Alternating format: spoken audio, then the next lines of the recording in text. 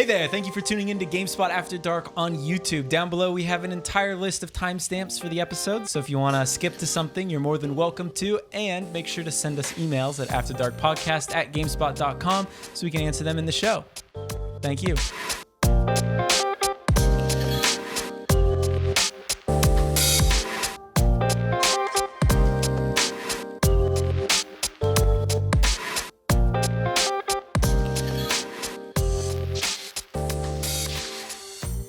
Hello and welcome to episode 26 of GameSpot After Dark. My name is Jake Decker, and this is GameSpot's official podcast. Joining me this week is Lucy James, host of the unofficial GameSpot podcast. Not really, What's but imagine the if we had unofficial one. Imagine if someone was doing like a pirate GameSpot podcast. I'd be up for that. That's what this was supposed to be. Kind of what we That's were what trying to this do. was. Yeah, originally it was supposed to be the unofficial podcast, but then GameSpot was like, what are we going to do with that? What can we do with an unofficial podcast? So then it got folded into being the official podcast of GameSpot.com. Also, hi. Officially unofficial. Also joining is Callie Plaguey. Hi. And joining us this week, all the way from IGN, Zach Ryan. It's me. I'm hosting the follow-up podcast of the unofficial podcast where we go in and break down all the stuff that happened in the unofficial podcast. Okay. Yeah. Nice. It's called GameSpot After Dark. Nailed it. Great minds. After Morning. After After- Pirate After Dark. Yes. GameSpot That's the what morning it is. after. I feel like I should have known that. Ooh. That's the next podcast.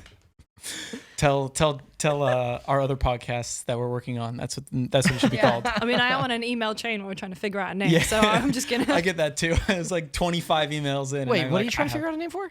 another podcast. Oh. Don't worry about it. Okay. Well, we've already got it. We've got the name right Top there. secret. I better get a writer's credit. I mean, do they do writers' credits for No. titles? No. Why not? It's got to be a really good title. That is a good title, Hey, though. I think I nailed it. Set a precedent. I think I nailed it. Yeah. Zach, who are you? Where are you from? This is the Chris from Dayton, Ohio segment, by the way. Ba-da-ba-ba-da-ba. Chris. Yeah, I work at IGN. I'm the director of social content and strategy over there. I've been there for about 5 years. Had a brief stint elsewhere. I was at Ubisoft for a little bit, but yeah, I've been on the video team. Now I run the social team. And now I'm here. Big fan of the show. Been listening since episode 1. So I know all your inside jokes and stuff. And also, we've been friends for years. Yeah, that's true. I also have known you guys for a very long time. So it's nice to be here. It's cool to come up the street and get to talk to you guys about games and stuff. Especially Callie, right? You've known Callie Yeah. obviously longer than I've known any of us. Callie since 2014. Yeah. Yeah. Mm-hmm. You were on social team, right? When I we was started on the working social team together. before you were the head of the social Right. team. The first time. Yeah. Yeah. Mm-hmm. What a tangled web, you know? You know? Wow. Small world. Yeah. Tiny industry. What Yeah. kind of game for our audience? What kind of games because do you play? because I'm an avid fan of the show, I did put together a list. So I wanted to make sure that I had the list readily available, and of course I do not. Legit, Zach has listened to every episode. Yeah. Yeah. So I just made a list of my favorite games, just kind of off the top of my head. So Super Mario RPG, Sonic the Hedgehog, Donkey Kong 3, Adventures of Lolo 2, King's Knight, Dig Dug, Chew Man Fu, anybody else? Harvest Moon. Right when you started with Super Mario RPG, I was like, As soon I was like, is this going where I think it's going? no, when he got to Donkey Kong, I was like, Wait a minute. I told Lucy that I was going to do that a couple of nights ago. I was like, I got this great goof planned out. So the thing is, I'd forgotten that you told me that, and I thought, what's a Zach Ryan-esque goof that you would do here? And I thought you might read out your weird, like your insanely viral tweet where it's like, quick, everyone, what's Yeah. your... I thought you were going to just read out that, but this is so much Right. better. Well, that's actually the other thing that I pulled up. So, like, my favorite games: Wind Waker, Vagrant Story, Metal Gear Solid, Super Mario World, Breath of the Wild, Bloodborne, Symphony of the Night. Yeah, I like a lot of character action games. I like a lot of JRPGs. Yeah, that's Zelda, Nintendo, anything. I also I'm a co-host of the Nintendo Voice Chat podcast at IGN, so I'm a big Nintendo boy. But yeah. that was excellent. Thank you. Yeah. Thank you. You set the I've bar. been really looking forward to that specific goof. Have we like talked about that video on It's the come show? up. It's come up a couple I, times. I, Okay. I don't think we've said what it is. It was Right. more Oh, just that like was the thing, some of our yeah. listeners might know what this is, and I think we got a couple emails and tweets from Yeah. people being like, I know what you're I talking about. remember because you read out a list of people who got it. right. I think so, Yeah. yeah, at some point. So, to keep in tradition, I don't think we can say what that is. Oh. Okay, it's top What it's secret. from. Yeah, Yeah. We'll see. Well, it's the People will greatest get it. skit ever made. It's Yeah. Something that I watch still to this day, like once a week, probably. Yeah. pinnacle of comedy. Truly. I have it saved offline. Like I downloaded it. Just in case. No, because I remember seeing it. No. So You should burn it onto a CD. like I would Like go like real analog. Or like and then a keep VHS. it in a fireproof box. Yeah. 50 yards For the away from my house. apocalypse. for when the internet my goes down apartment. That's right. permanently. No, so it's because I remember seeing it online years ago, and I just never thought about it. And then May 2018, I remember being sat in an apartment in LA with Joey Yee and Timur Hussein, and I was like, "What the hell was that skit?" And I spent ages like, it was definitely about the Wii shop, and like found it after about a half hour because I had a lot going on. And ever since then, I was like, I can never forget this again. I Yeah. can never lose this Right. precious moment. If you're out Precious there time. and you find it, good for you. It's, I congratulations. really hope people you're are really in for a Googling- treat. I just hope people are googling like funny The list? skit. Yeah. Yeah, or Funny yeah, the skit list. up. Just everything you said. Great. I hope so too. Anyway, we start this show off with what we've been playing, and then we'll move on to topics where we've got some news stories, plus a lot of us played the Disintegration beta. I think we've got some thoughts on that. Some spicy takes. And then we wrap up with listener questions. But before we do that, we talk about what we've been playing and what we've been doing. Lucy, do you want to start us out here? No, Lucy's the segue. I'll go last because I'll be the segue. Okay. Callie, do you want to start then? Sure. I've been playing Pokemon still. I won't go on about that too much because I always talk about it. But we are working on a competitive Pokemon explainer video. That's like Explain your videos. videos. So it's like a video series Yeah. about getting into competitive Pokemon. That's Yeah. pretty cool. Yeah. Hang on, let me write that down. Stop this. So I've been like doing stuff specifically for that series, like What's really cool too is that so we've recorded the audio and you broke down EVs, IVs, and all that stuff in under 7 minutes, which is How fast were you talking? pretty unheard of because when I was doing some research, a lot of guides for this kind of they're like 45 minutes to an hour. yeah. I come from a family of teachers, so that's what I'm I crediting. come from a this. family of Pokemon trainers. And no, that's My parents are Pokemon, or my father's side are Pokemon trainers, and my mother's side are teachers. yeah. My mother was a Machamp, so So yeah, I am excited about that. And then I started watching The Outsider, so good. and we've all been watching it. So Yeah, that's a so good good. one to launch into because I love Stephen King, and I like stuff about murders. I think You're a it's- murderino, I'm quite the murderino, right? And it's cool. It's like the first episode was so much gorier than I thought it would be. Yeah, there's definitely some like Like for the first real, like the first gore in it. 5 minutes, and then it like stops being gory. But I was just kind of like, Did I tell the story about when I tried to watch it for Yeah, the first time? with your weird With chicken my- sandwich or whatever. My drunk chicken. Your chicken tendies. Yeah. Yeah. And then no. the dead body comes up, and I was like, I'm too drunk for this. I can't do it. So then I had to try it again the next day when I was sober and not eating chicken. It's a good show. It's a great show. Yeah, I also I like watched the first 4 episodes on Sunday like in a straight run because after Same. after the first episode I was like, oh, I have to know. In fact, I think I texted you. I was like, I'm desperate to know what's happening in this show, like because the I had mystery at such the center, validation. the mystery at the center of the show is like so weird and it interesting, and it just starts keeps off. getting yeah, weirder. should we kind of like explain what it is, Yeah. or is that It's Sure. I mean, it's We in, kind of did last week, but Yeah. if Oh, you want to do okay. it again briefly. but it's like it's in Georgia, and a child gets murdered, and everyone thinks they have a slam dunk on the case, and that it's going to be the Open and shut. Yeah, Yeah. it's the beloved baseball coach? Oh yeah, because I called it something else. I called it basketball, didn't I? You did call it basketball last week. American sports. But it just takes such a turn. Yeah. Like, And I feel like it takes Yeah. a turn in like every episode, right? Like Yeah. every episode, there's something where you're like, what? Yeah. Now this too? Because I love the character, the private investigator, who is a savant as well. I Oh, love yeah. her so much. She's very good. Yeah. That's a very Stephen King-esque character too. Oh yeah. There's a lot of things like we had to look up when it was written because I was like Like some of the dialogue, not in a bad way. Some of the dialogue was just like, that's something somebody in the 80s would say, but not now. Like it just feels like old man dialogue a little bit to me. It's Stephen King's old And man. it's just, but it wasn't written in the 80s. It just has It was like 20. 18, I think. Really? It was really Yeah, it was recent. pretty It soon. was really recent. But Stephen King just has a very particular style, He really which is what I does. like about him. But yeah, Yeah. I'm very much enjoying it. It's always nice to get more. Because like I don't know if I really liked The Stand when I was in high school. That was Yes, that's I my was- favorite. that was my favorite Stephen King book. It was actually one of my favorite books that I'd read, and it was like 1,000 pages, and I was like, I'm a genius. And then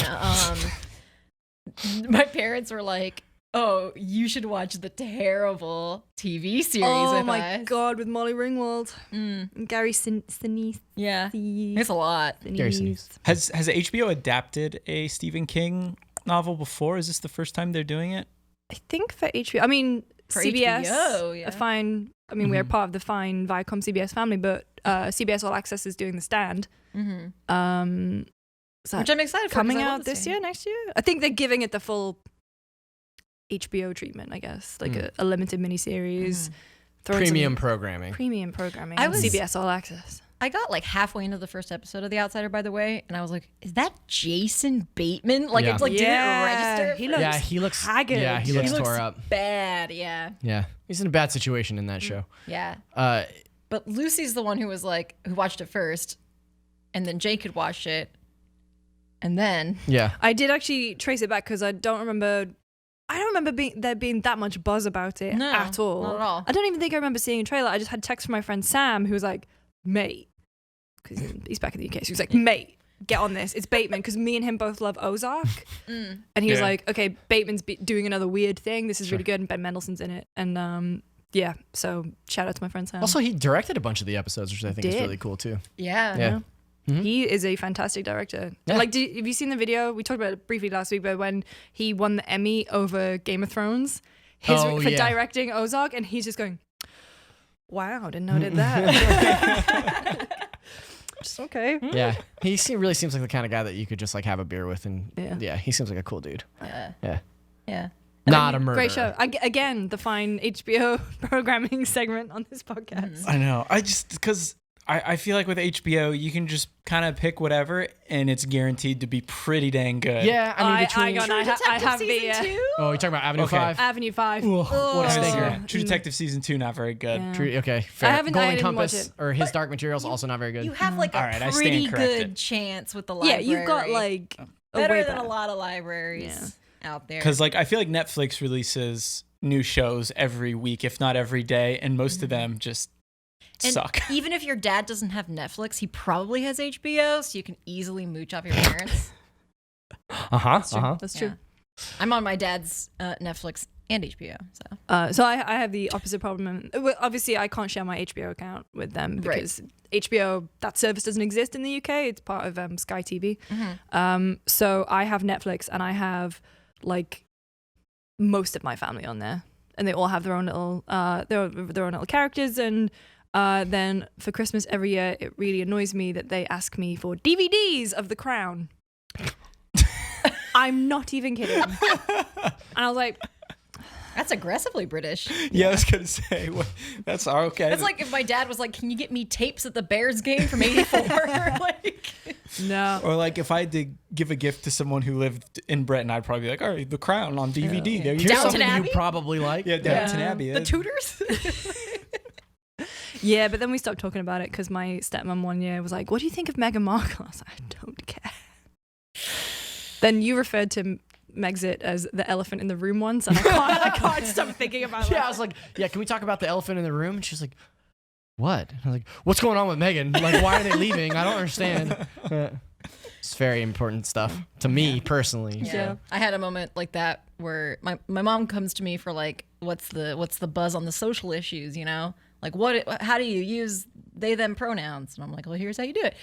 And she was like, what do you think about that? And I was like, I'm not touching that. I don't know anything about that. You're going to have to ask somebody else. You're going to have to ask they.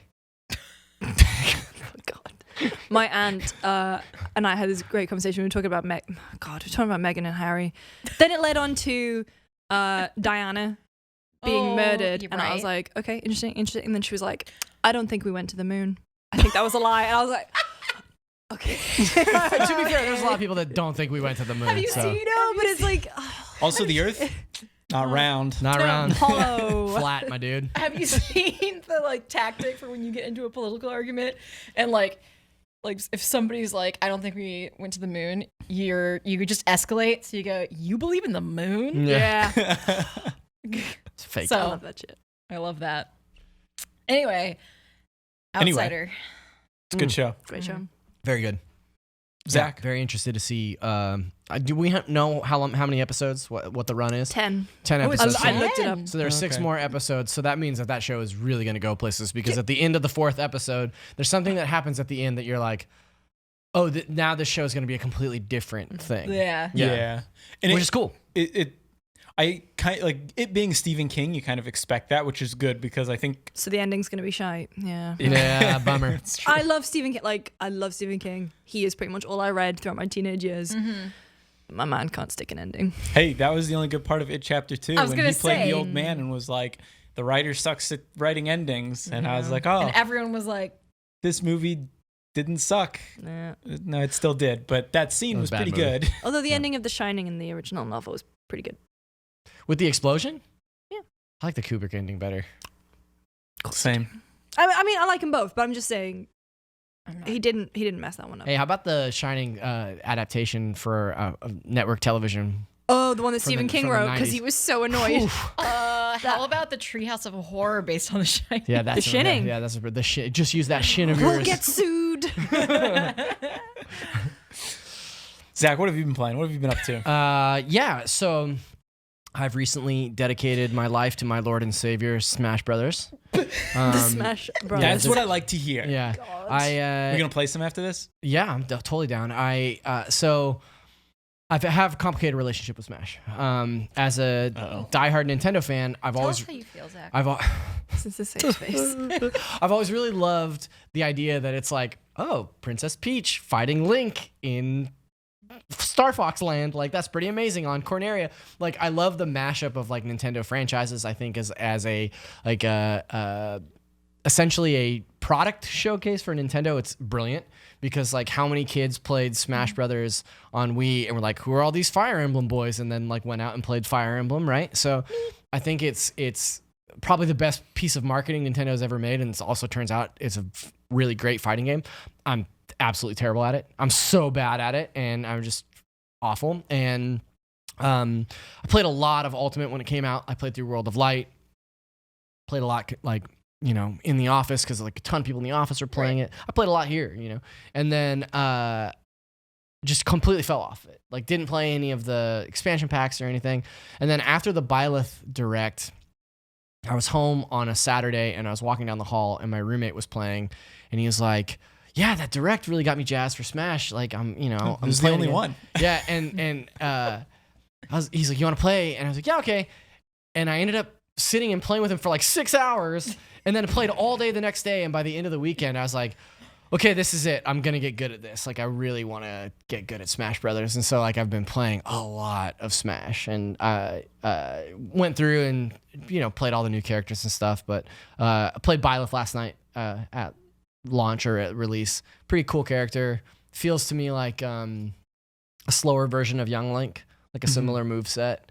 That's my main. I main Young Link. So yeah. I love that she has like all of the relics, like Yeah. the sword and then the axe and Claude's bow. Yeah, and I'm like by no means a professional or have any right to have an opinion on how the character plays like competitively. Seems like there's some like really OP stuff in her moveset that that's kind of interesting. You know, like Yeah. her down B is like super slow, but you can critical, like you can get a kill confirm at like 60%. Like I think her Yeah. aerial stuff is really vicious with the Kill whip. Like confirmed. yeah. Like Call of Duty lingo into the We'll get him next Smash time.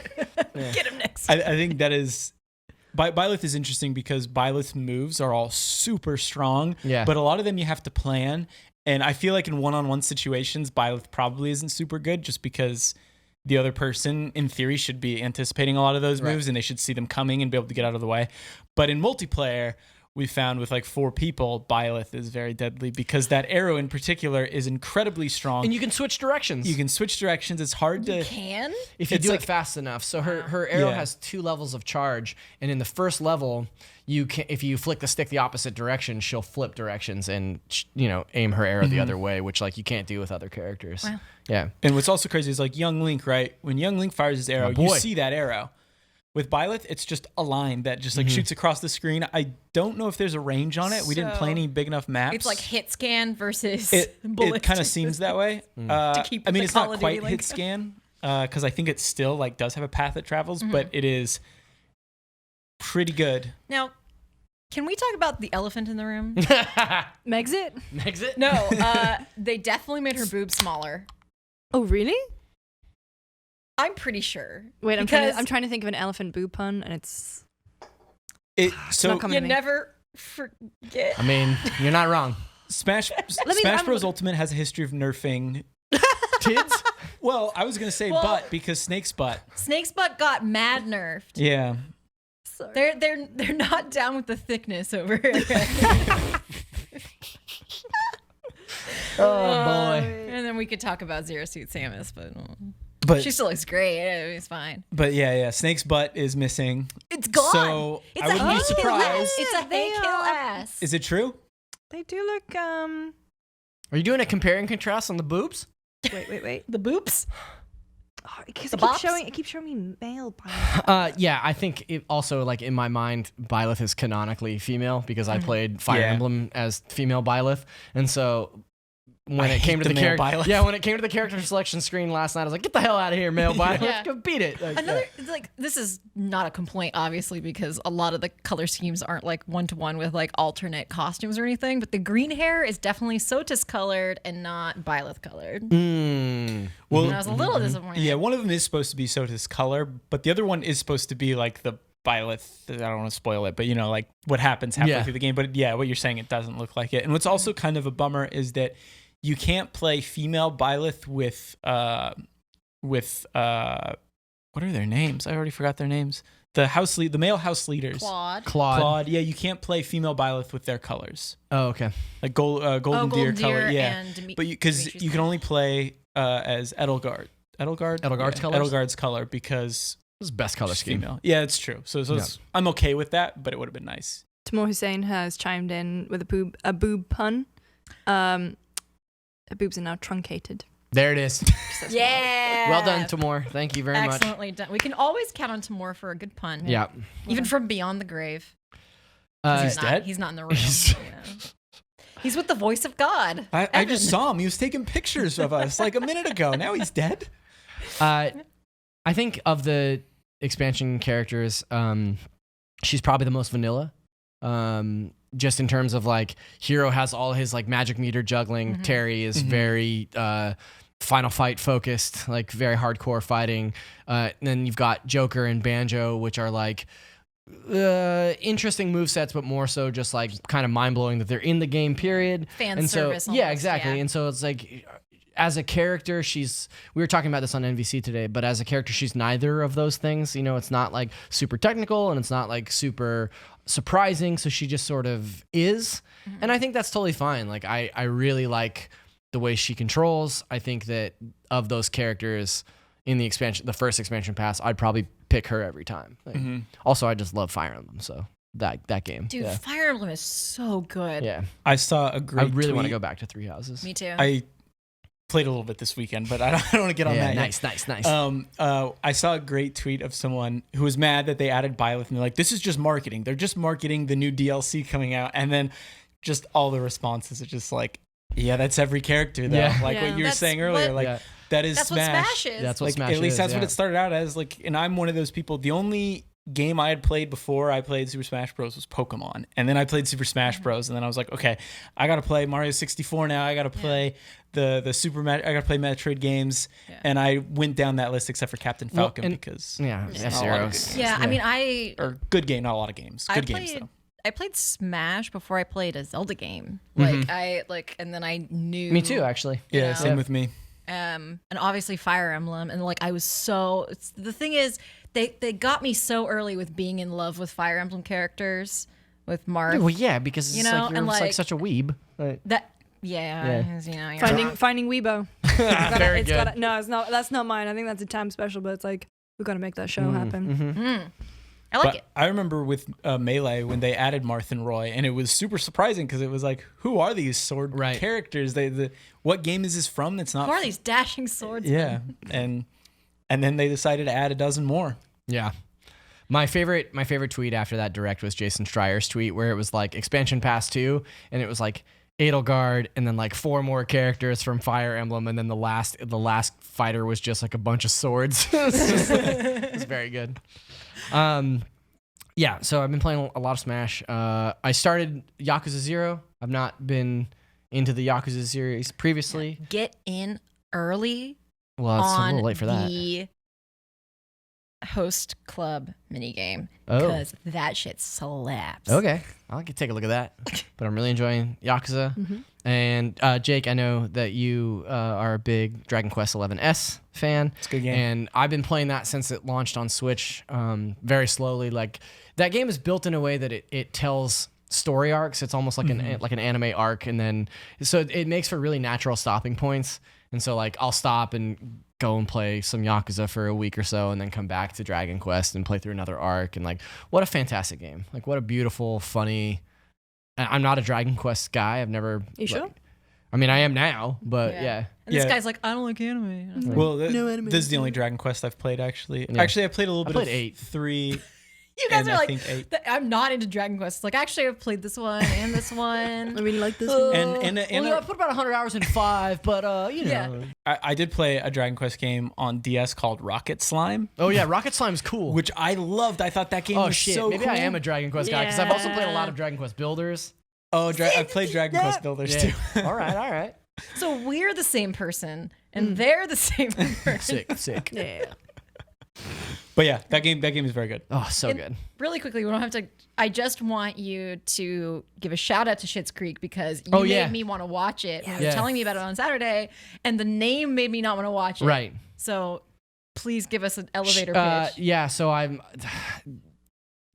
started it, I don't know, 3 weeks ago, and I'm already done. Well, yeah, thanks to Lucy. This is Again, this I is feel another Lucy validated. James. Just a real trendsetter, Television influencer. a real tastemaker, Lucy James. On Sunday, I had you and friend of the show, Andrew Goldfarb, texting me about The Outsider. And then you guys were telling me Oh, yeah. on Monday that you'd watched it. And I was like, Can I also tell you that anytime we mention Andrew Goldfarb on IGN podcasts, we also say friend of the show, Andrew Goldfarb. And then I mentioned him on. I did PS I Love You XOXO like a week or two ago, and I said friend of the show. Andrew He's a friend Goldfarb. of every show. And then he texted me and he's like, "Oh, you're a friend of the show." Shout out. And I was like, "Are you not listening to the podcast?" any other I say that podcast? every Yeah, episode. hell no, he's not. But no, Schitt's Creek is yeah, I think it's one of the funniest, sweetest sitcoms maybe ever made. And yeah, like what I was saying to you, the name completely turned me off. Like the name is so unfunny a name that I was just like, I don't want to watch that for 5 seasons. And now I'm like almost done with the whole series. And yeah, he's overtaken me. And I I didn't know started you were before almost him. done with the whole series. oh yeah. The thing you said to me though is that it was like The Simpsons in like the way the comedy is rolled out. It's like The Simpsons in the way that like you'll laugh at something so stupid and then the next moment will be such a wholesome moment that you're like, oh, that's really sweet. And also by the time you get to probably like the 2nd or 3rd season, every line of dialogue is a joke. Every line is a joke. And it's like funny in the way that it calls back to stuff like Arrested Development, and it's funny in the way that it is just like compounds jokes within an episode. Like it's really, really smart writing. What's it about? So it's about a wealthy family that gets basically like charged with tax evasion. Their money handler basically screws them in the very first episode. You don't even see it happen. Like the first episode opens with them having all their stuff repossessed, and they have to go live in this. The only thing that doesn't get repossessed is the dad bought an entire town called Schitt's Creek as a joke for his eldest, the son. Like he bought a town as a joke, and then they have to live there because that's the only thing that they own. And so they end up like living in this hotel, but then they end up like really coming to like the whole first season is them just being like, we have to get out of here. We have to get out. This is terrible. But they make all these relationships and they adapt to like small town life. And like, it's just very wholesome and like very, very funny.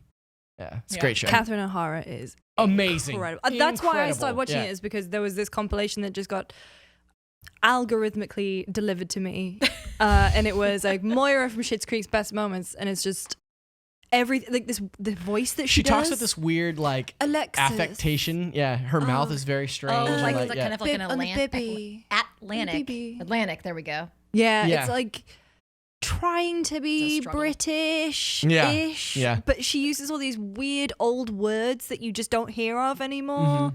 Like That's great. petty flogging. Petty flogging. Yeah. Petty flogging. Oh, so good. It's such a good show. And also she just randomly wears wigs. Yeah, she just has so many wigs. See, She's an act, like her backstory in the show is that she's like a former actress, out. like daytime actress.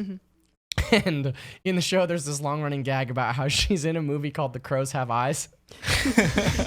And they just released, like, for promotion of the last season, they just released the trailer for The Crows Have Eyes 3.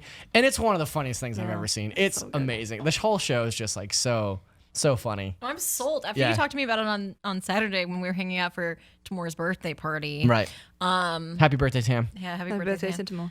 I was like, I got to prioritize this show. Like, Yeah, this is 100% it's so good. something I want to watch. Yeah. Nice. Well done.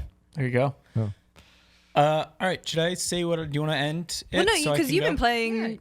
You've been playing like something relevant new. stuff. Two things. Yeah. Journey to the I will Savage not Planet. hear that Smash is not relevant. Okay. Something I new. was I was a saying slight against new. myself for Okay. just playing Pokemon nonstop. Fair enough. I haven't played shit, so Lucy, change your handle. Lucy James doesn't play games. Oh, Don't at me. Sick. Not a gamer. it's a game. Good for you. Good for me. I've been playing, or I was playing Journey to the Savage Planet. That's what I was talking about last week. That I was like, oh, I can't talk about this yet. Oh. But Alluding to. that game is really good. It's basically Metroid Prime is colorful, but it is a very colorful, vibrant, funny Metroid Prime. No kidding.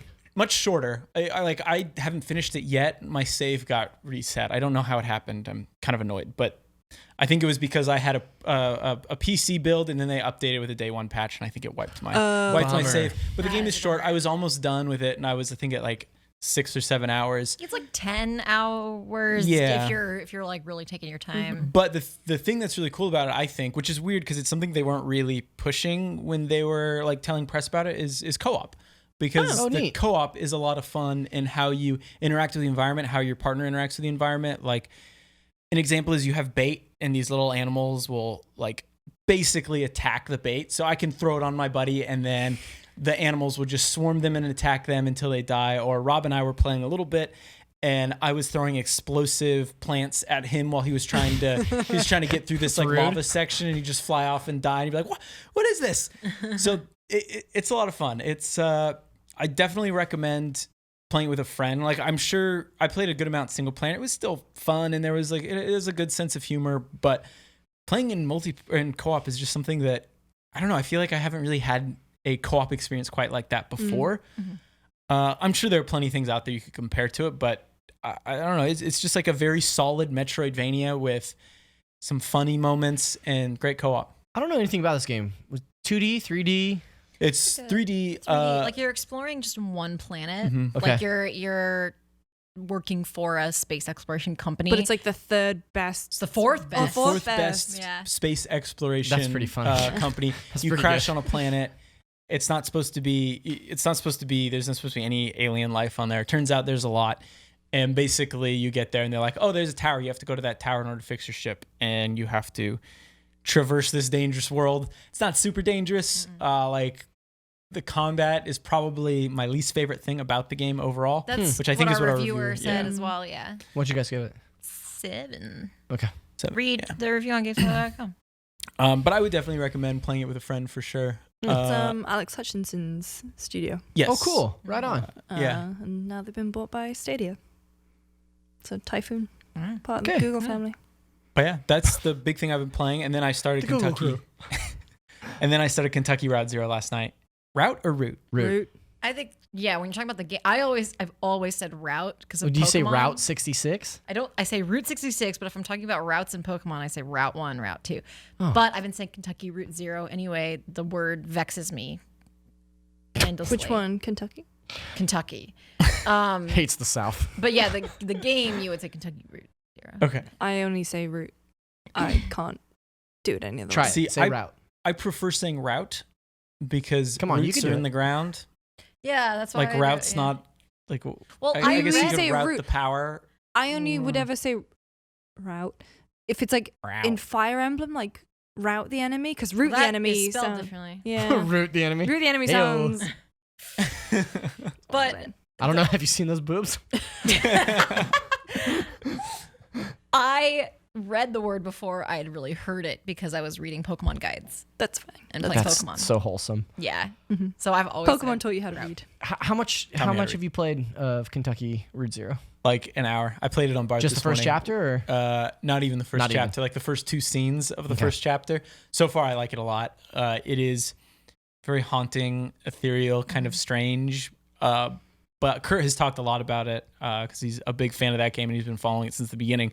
But just the way the characters are just kind of there for the ride and they don't question a lot of the weird things that are happening. yeah, But it also doesn't really draw attention to the fact that there's weird things happening. It's just kind of like, I'm a guy trying to deliver this package on a route that may not exist. But it's super neat. It's definitely my style of game. I think the writing so far I'm very into.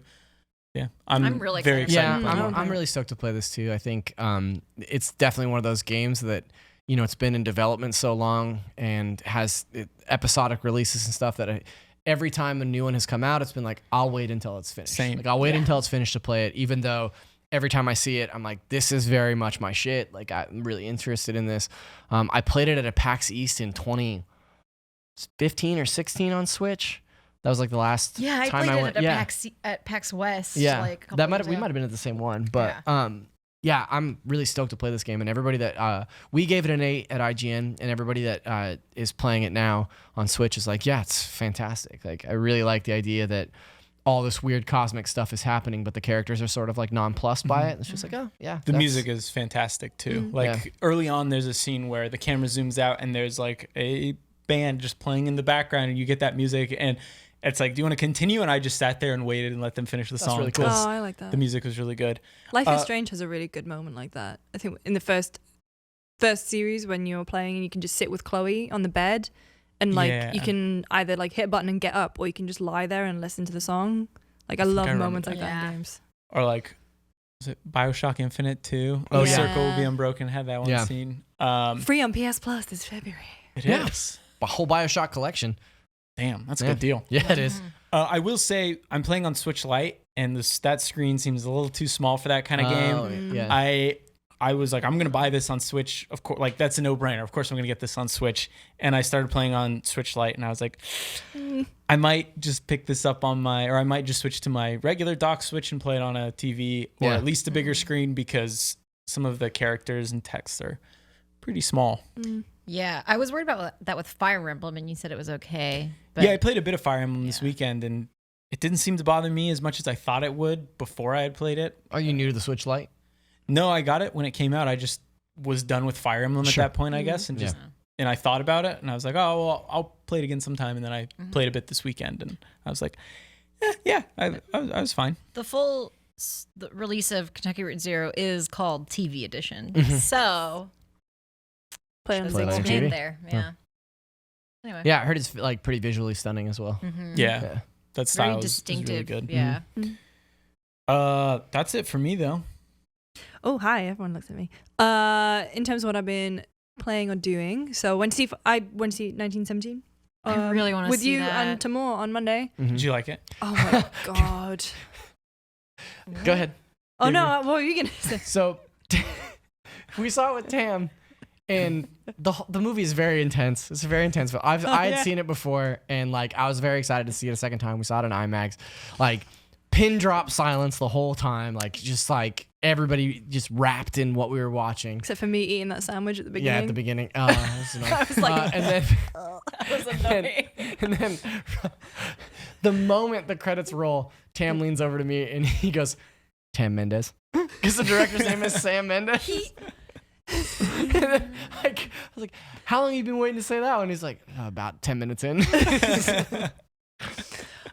Is it? So I really, really wanted to see it, and it just like it came out here, but I was traveling, and then I went back to the UK, and then it didn't come out in the UK, or at least I missed it, and then I came back here, and then by the time I sort of thought to go see it again, it went out of the cinema for about a week, which was last week. So I went to see Knives Out instead, which was fine. Like it wasn't. I don't know. Oh, I really liked it, and I have a vomit phobia. Oh God, I remember watching it. I was like, It's a lot, but I actually still liked the movie. I liked it a lot. I just kind of saw where it was going very early, so I was like, well, yeah, I think it telegraphs that. Yeah, But anyway, I mean, it does telegraph it, but it just meant like for me, the enjoyment wasn't. And also, Daniel Craig was great. No, you didn't like Daniel Craig. Reconsidering a lot here. I don't really like Daniel Craig. No, he was good, but I felt like Jamie Lee Curtis was massively wasted in that movie.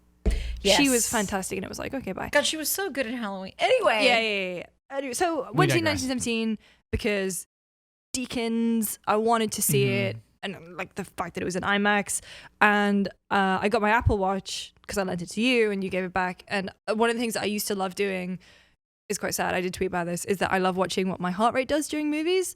And I used to do this playing Bloodborne. I think I tweeted it at the time, but it was like, it's just me playing Bloodborne and then it spikes because I'm at a boss or something. So if you would look at I tweeted it out, my heart rate during 1917 is like, it's fine. Elevates a bit, goes back down. Elevates a bit, goes back down. And then the end, I get to like 108 beats per minute because I was so stressed. And I'm just sat there like this the whole time. It's fantastic. It's such a good movie. It's I cried fully. Wow. Yeah, it's really, really good. And the music is also very good. I Thomas heard Newman. the cinematography was really Cinematography. I mean, yeah, because everyone goes on about the one-shot stuff, and it's like Birdman in that you can see some of them, but like cuts. yeah, you can see some of the cuts, but you don't. They hide it really well. They hide it super well, and what the one-shot brings to it is so much more. Like that's like so a much more journey. important than you trying to look for the cuts, if that makes sense. Well, because also the timeline in that movie is very very short. You know, And it's it takes done so place well. it takes place over the course of like 14 hours or something. So the idea that it's all one shot leads you to, you know, it just helps sell the idea that like this is a very short period of time that like all this shit is happening in. So that, also like- I can say the S word, right? I can say Yeah. shit. Okay. You already did. All right, you just Is can't- that, I like- know I've said it several times, but Is that like the largest scale film that is like in one shot? Because like there are definitely I mean, films there's that have Birdman. done that Birdman. before, but this that's seems very like even self-contained. a far bigger scale than that. Yeah, I would say it's so. a lot of obviously there's way more action in this movie Yeah, than Birdman. It's fantastic. that cinematography though. It's killer cinematography. Can't get delicious. enough of it. But what I've been playing, and this segues nicely into the topics, the news. I was in the Disintegration, Not Just a Song by The Cure. we Technical prepared for that joke. beta. And I'll say beta, god damn it. None of this beta. It doesn't bother me. PlayStation Beta. The PlayStation. No, I'm playing PS4. Just gonna move past that. Start playing. I've taken notes because. Like. Okay, so if you don't know what Disintegration is, probably do that off the. Yeah. It's the co-creator of Halo, Marcus Leto. His new studio is V1. Published by Private Division, a subsidiary of Take-Two Entertainment. What is it? It's like this is just the multiplayer beta. You basically, I looked into the story stuff. The story stuff sounds cool in that it's very altered carbon and the human brains downloaded into machines, etc., etc. You control a grav cycle, so it's basically like this floating ship mech thing. Unfortunately, as a Diva main, didn't feel good to me at all. If you're talking about a piloted mech or Titanfall, God, it just made me want to play Titanfall. But so you play that from a first person perspective. You're in this mech, but at the same time you have these RTS elements in that you're controlling little units. Yeah, it's a small squad, depending on like which grav cycle Crew. Yeah, you pick, you get a different crew that has, I think, different abilities and different different attributes. Yeah. But the thing is that they're not. So going in the technical beta, I'd be interested in, because Tam said something PlayStation different. PlayStation, okay. The PlayStation Beer. When you go into the training, I played as this Grav Cycle who had sort of dual pistols that felt like Tracer's guns, like very rapid fire SMGs, quick reload, not that much, not high damage, but it was cool. And my kind of, I'm loath to say ultimate ability, but like my secondary fire was putting a grenade down that had an area of effect and heal. That wasn't in the actual playable multiplayer. So why am I being trained on a mech that I can't Well, I imagine use? that training is the story mode training. Like, I mean, probably, I'm assuming but that they just cut that section out and pasted it in front of the access to the actual multiplayer. So I that think was there like- is a multiplayer Grav Cycle like that, or at least one very similar. Yeah, I think so too. You don't have those dual guns, Okay. Which ones? the dual, but you do have that secondary, Okay. which is I think the Knights have that one. Anyway, so you kind of go into the multiplayer, and it's 2 modes. There's going to be 3 modes eventually. There are 2. One of them is a basically zone capture, Yeah, domination. domination, and then the other one was like a payload, deliver a payload one. God, I'm trying so hard not to say Overwatch terms. It's fine. I got so frustrated with it that I had to play Overwatch after just to calm myself down. She had to. I had to, and then I got to play the game It's a tomorrow or something. cart. You could go TF2 with it. What? Sorry. What did you say? Did anybody just catch that humble brag? Like, I had to play Overwatch and then I got to play the game. Sorry, I'm just so good at Overwatch. Anyway, going into that, there were cool things that you could see were sort of inspired by Apex. Like, I think the way that they were doing their cosmetics and unlockables, very Apex. Even the menus kind of reminded me a lot of Apex. But when you get into the actual game itself, and I'm not going to be too judgy because it's technical beta. Like, actually, when they said that they were doing one, they were like, help us, like break our game, essentially, because, that's what a beta is for. Just didn't, like, the Grav Cycle had no weight to it. So I didn't feel like I was really doing anything. When you are in the middle of things, when you're capturing a zone, for example, and there's so much going on, it doesn't feel natural to try and press R1 to direct your units, because at the same time you're trying to shoot at the other actual person who's shooting at you. There are different Grav Cycle, different crews. Like, there is the Lost Ronin, who I eventually kind of fell in love with because their alt fire was this lock-on missile. So it just meant that everyone was using them. I played it for about half an hour, 45 minutes, and towards the end of that, everyone started using just that. It was like weird. You could see, because I was playing with the same people over and over again because the matchmaking wasn't giving me anyone else. And by the end, everyone was just using that one Grav Cycle because it was overpowered. Just like the far and away the best one. Yeah, and all your little units have abilities too, which are on the D-pad. It's not immediately clear, like the UI didn't make it immediately clear what any of those were.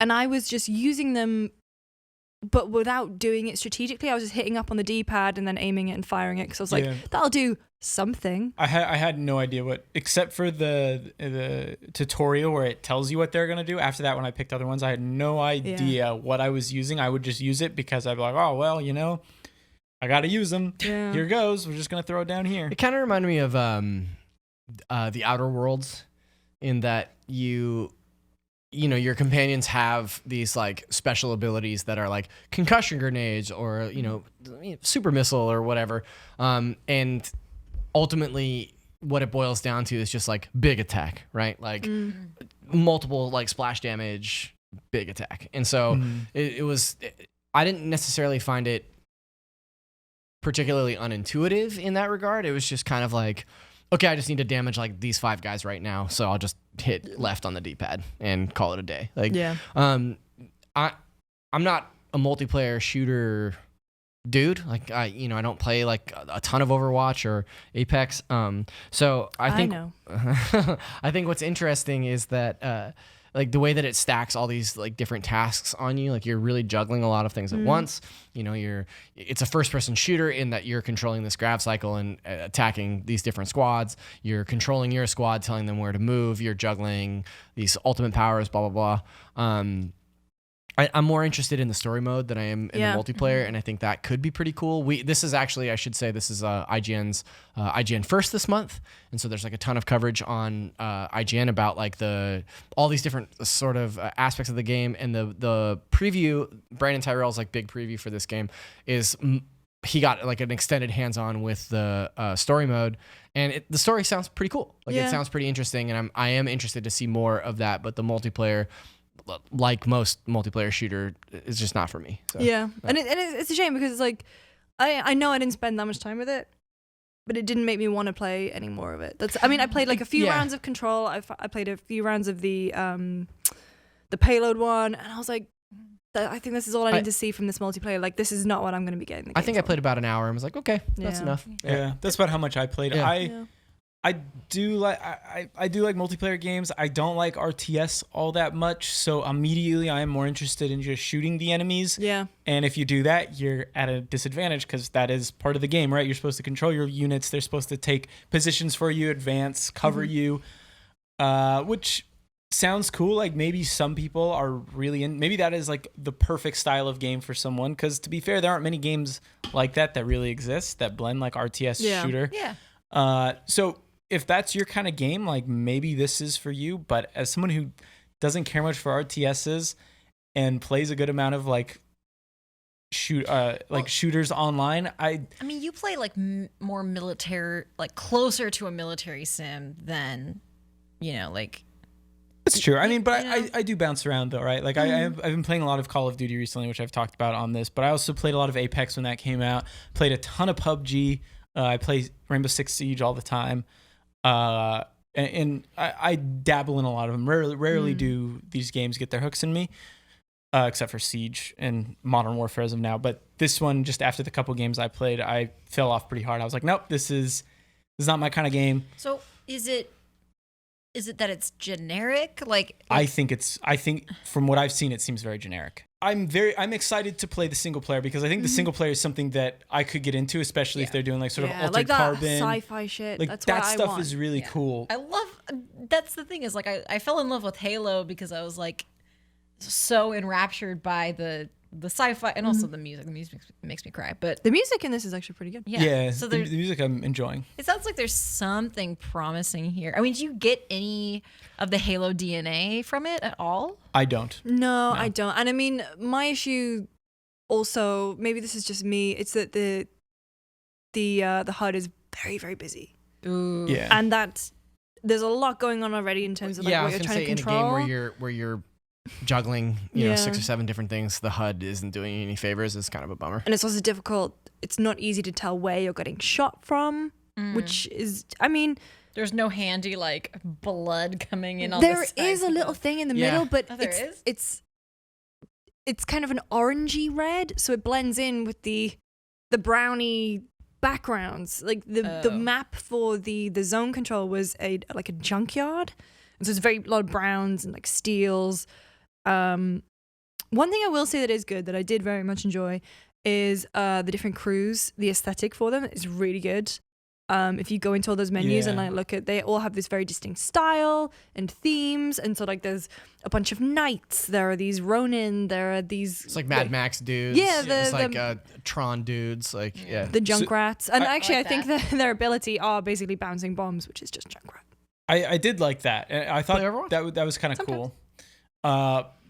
And yeah, like I said, I'm excited to play the story because I feel like even though I said what I've seen doesn't seem super interesting to me, it doesn't really have a lot of, I don't know, character from what I've seen. I feel like maybe a lot of that would come after I have more context of like these characters, like the world we're in, what's happening and stuff like that. Because also, to be fair to a lot of the shooters that we do like, with the exception of Overwatch and Apex, like Rainbow Six Siege at first glance doesn't look like it has any character at all. So that is one thing I do want to clarify. It has some really cool aesthetics, and I'm curious to see what they do with it. But right now, without that context, I'm having a very tough time like getting invested in this multiplayer, and that's why I'm hoping single player could do that. But I think even if I play the single player and the single player is fantastic and I'm really into it, based on what I've played in this beta, I don't think I would spend a lot of time in the multiplayer just because it doesn't seem like it's my sort of multiplayer. Like I don't want to competitively play and RTS shooter style, because I get destroyed. I'm terrible at RTSs, and I'm not that good at shooters.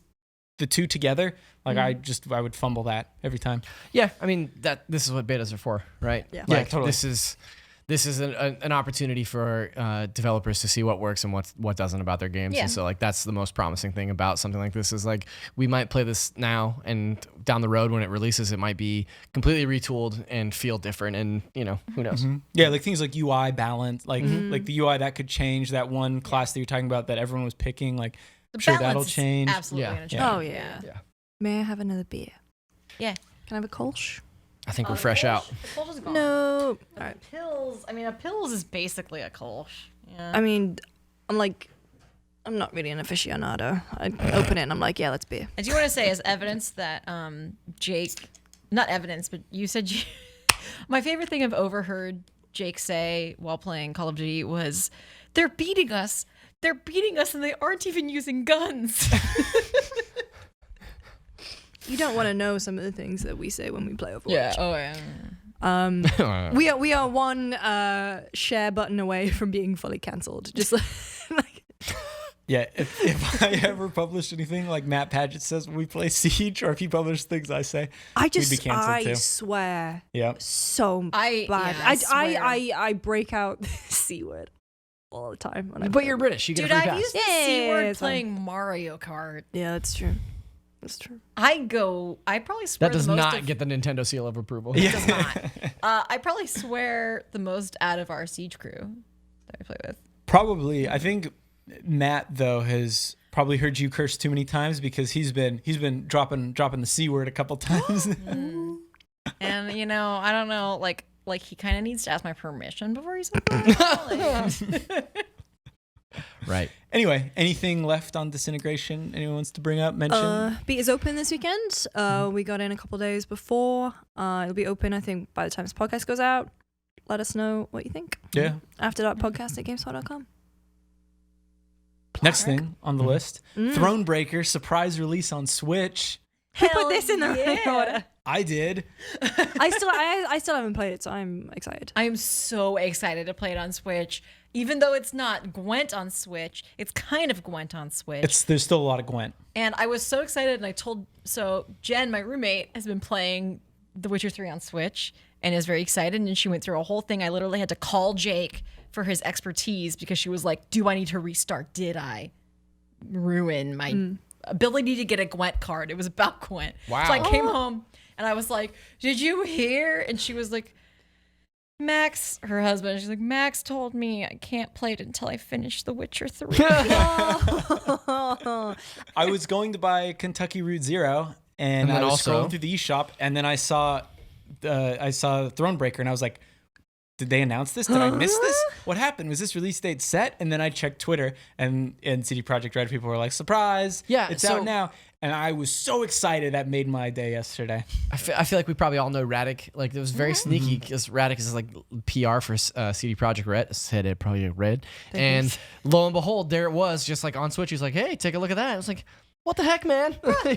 yeah, heads up. Yeah. No, A friend of mine messaged me his tweet and was like, I can't wait for this to come out. And I was like, I already got it. It's out. It's And out he's right like, now. He's Yeah. like, oh, they're sending out codes. And I was like, no, it's out. It's You can out, buy like, it live. Yeah. Yeah.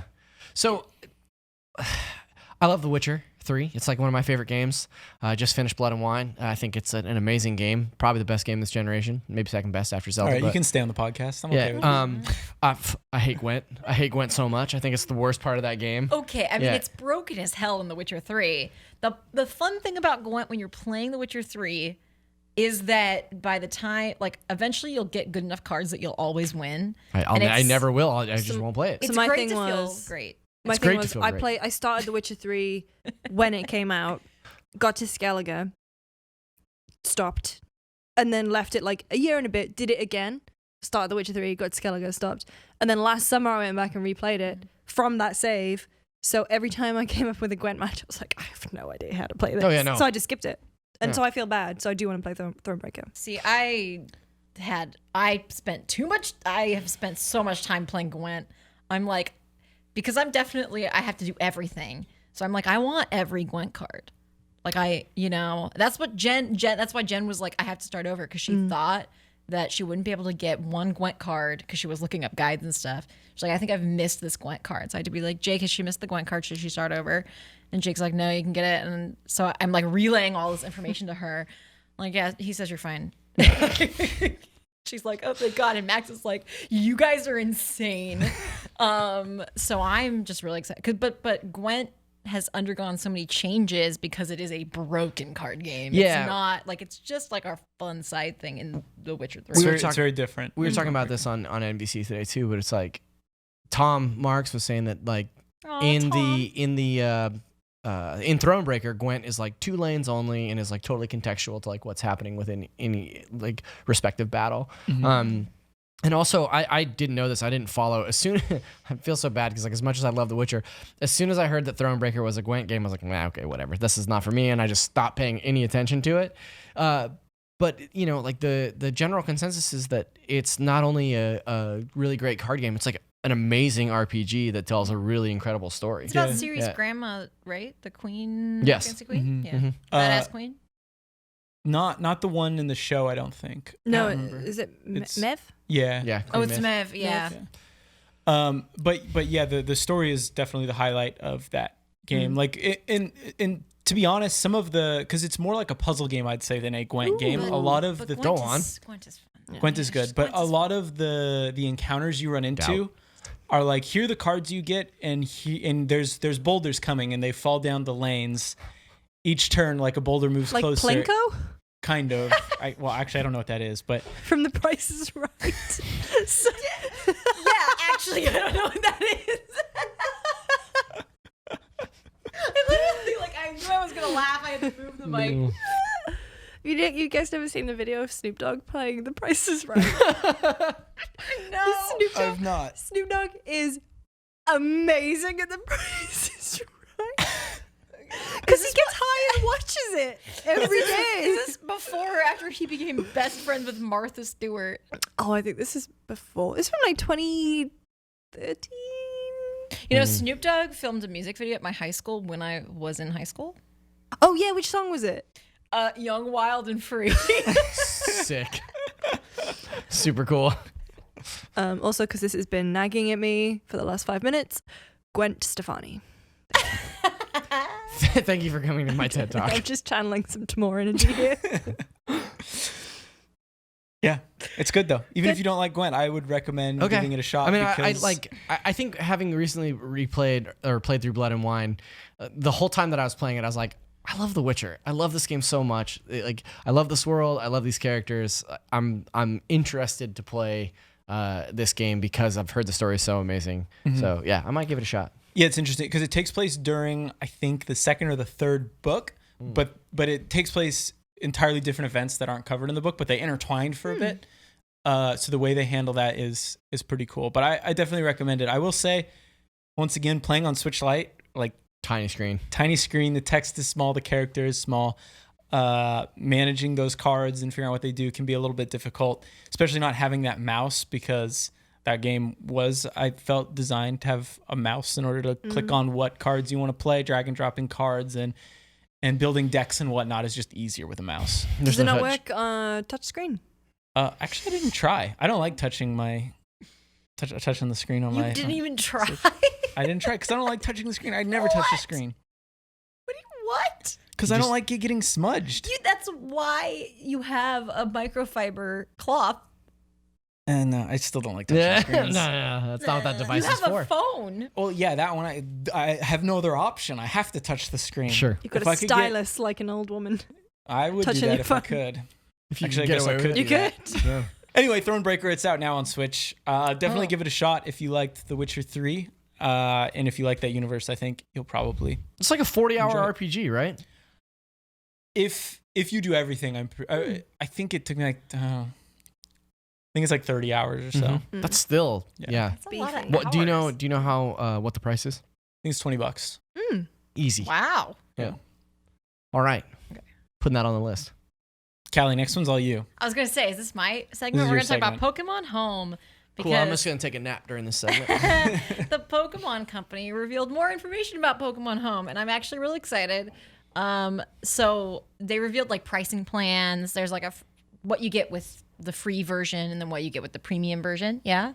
What's Pokemon Home? Sorry, that's a good point. Pokemon Home is like the equivalent of Pokemon Bank for the newer generation of Pokemon. So it's like a cloud service where you can store Pokemon, but it also has a number of other features. The main one being trading. So the thing that like I noticed right away is that they added back the global trade system, which is not in Pokemon Sword and Shield. It was introduced in Generation 4. And it's like like when you're trading Pokemon, you're usually like, I'm talking to my friend and I'm saying, I have this, I need this. Or you're like, there's an option where you can send out a Pokemon and get a random one in return called surprise trade. The global trade system is like, you can say, okay, I have this Pikachu, and in return, if you want this Pikachu, I want a level 50 female Growlithe.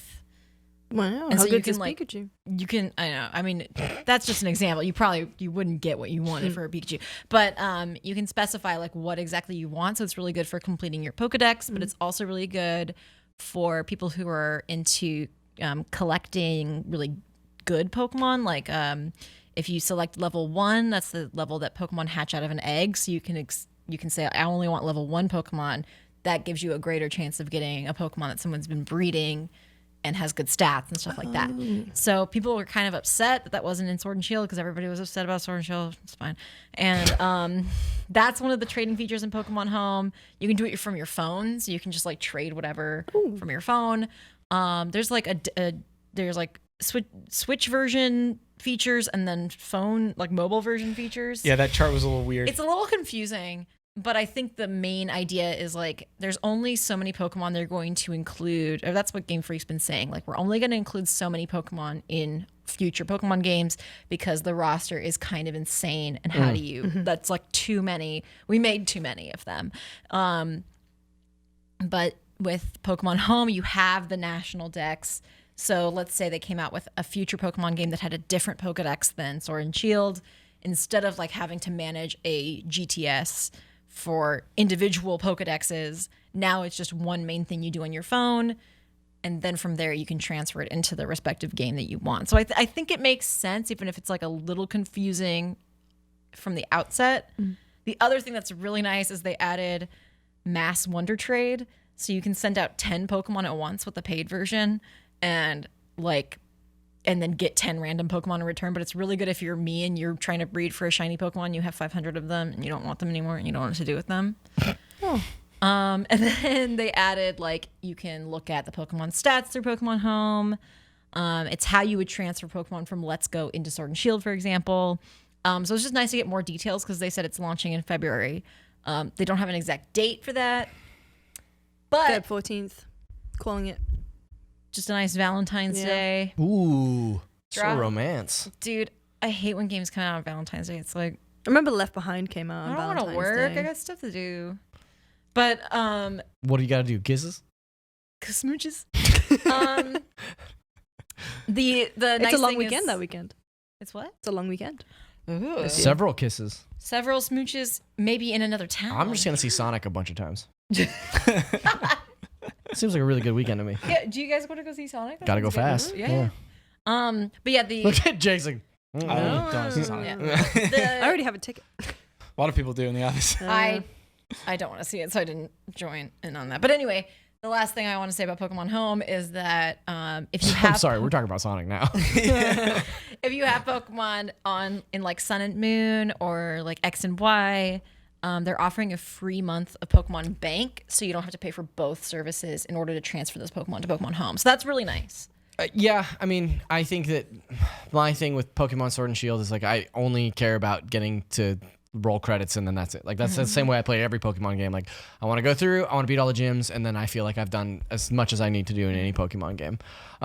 But I do think it's nice that with the price tier system for Pokemon Home, the free version will probably allow like really casual players. Like if I wanted to go further in the game, if I wanted to do like at least like low level training or low level like competitive stuff. After you watch my Yeah. competitive series. I will. I've already subscribed to the competitive Pokemon channel. So no, but I think it's cool. Like you for like really hardcore players like yourself, like the option is there to pay in and like really get the most out of it. But then the free version is probably totally passable, totally serviceable for people who are like casual players. like especially like you're saying, you're not super hardcore in Pokemon, but the next Pokemon game comes out and you're like, oh wait, I already have this in my other game. I'm just gonna grab them from home, and there we go. But I actually never got Pokemon Bank, so I never got a Pokemon Bank subscription. So I'm really excited that I like won't have to pay into that to finally get those Pokemon off. Because I have, cool. I did a bunch of competitive breeding in Sun and Moon in particular, and Alpha Sapphire, and it'll be nice to finally get those off. Like I have a bunch of perfect Pokemon that Just I want. there. Yeah. So I just like I kind of was like waiting for something like this that's.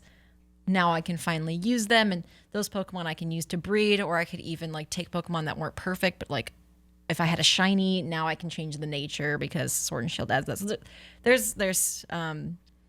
I'm like, glad I waited on that. In the end, aren't all Pokemon perfect? No. Shit. Not Love Disc. Yeah, we don't talk about Jinx or Magmar. Yeah, true. Yeah. Yeah, so that's the Pokemon Home segment. I hope we get an actual release date soon. What's your Knowing our speculation? luck, they'll announce it like tomorrow, just before we publish. I know, God. I'm imagining like it'll just be like, surprise, it's out now. I bet it comes out with that first DLC. They said February Yeah. For the first one? for Pokemon Home. For Pokemon Home. Oh, okay. February, but they didn't say what day in February, so it could be February. I was gonna say February 30th. It could be February 28th.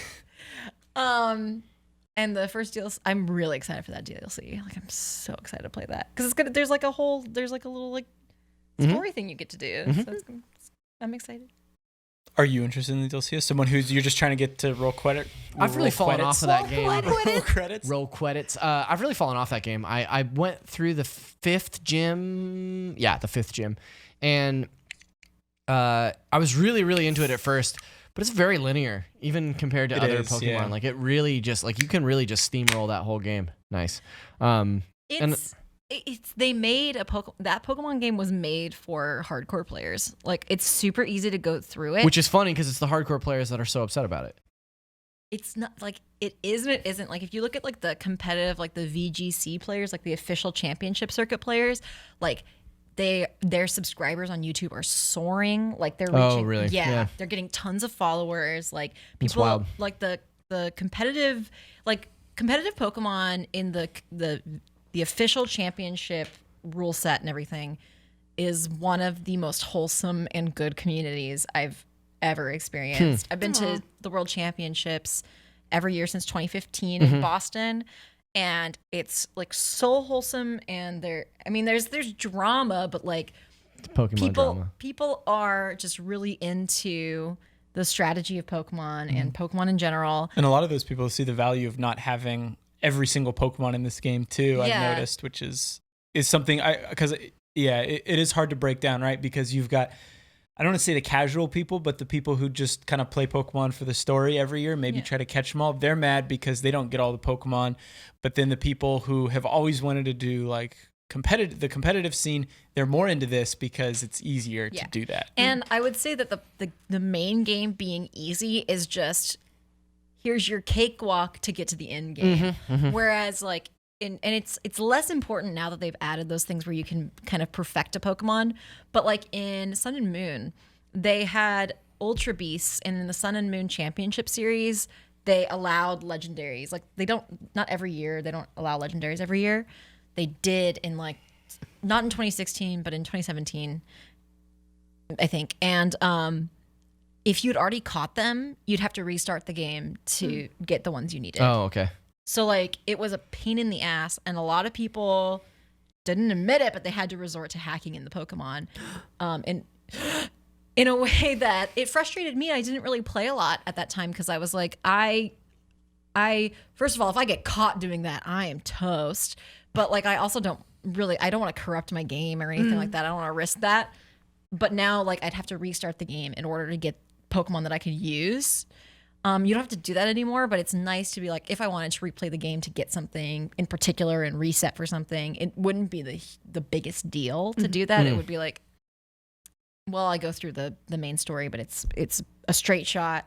So it really does seem to me like they made this game for the really hardcore people. Yeah. But I think the DLC seems to offer some of the older Pokemon games where we talked about this on the podcast several episodes ago, like going into the caves and solving puzzles and doing stuff. That sounds like it's coming in the DLC. So I hope that kind of bridges the gap for people. Yeah. Because I love it. I've played Sword and Shield more than any Pokemon game from the last 10 years. Damn. I'm at hour 250. Whoa. That's crazy. Congratulations. Thank you. Yeah. Good on you. I mean, don't enable me, but like also, yeah. Anyway, moving on. Apex Legends had quite the bait and switch as I have here for their hero. I actually have been following Apex Legends super closely. So, season 4 is coming. It's called Assimilation, and they.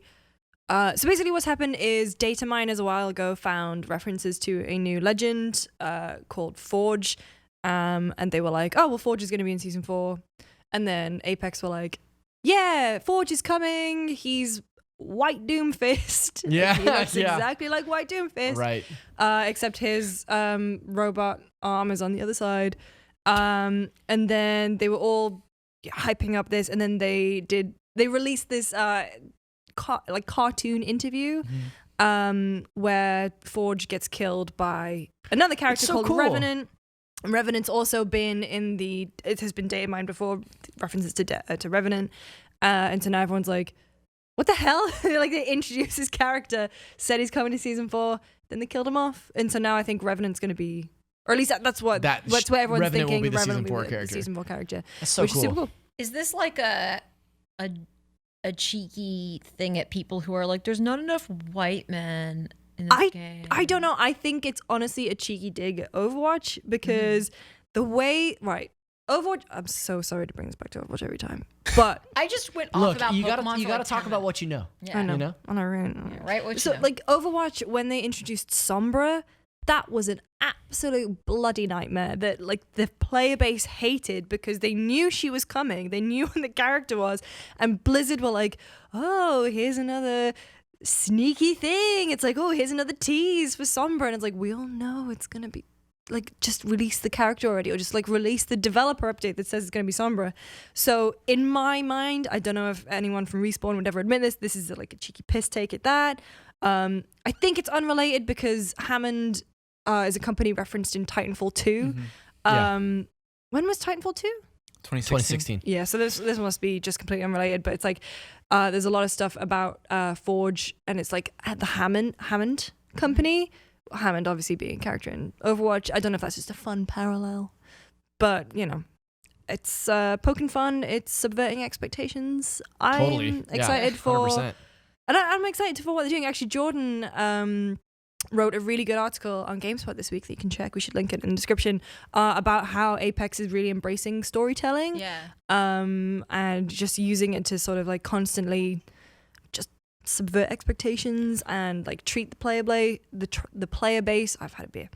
Who are like following it, and at the same time, like people are obviously data mining and leaking, and so it's kind of a way for them to take a little bit of ownership back. I think.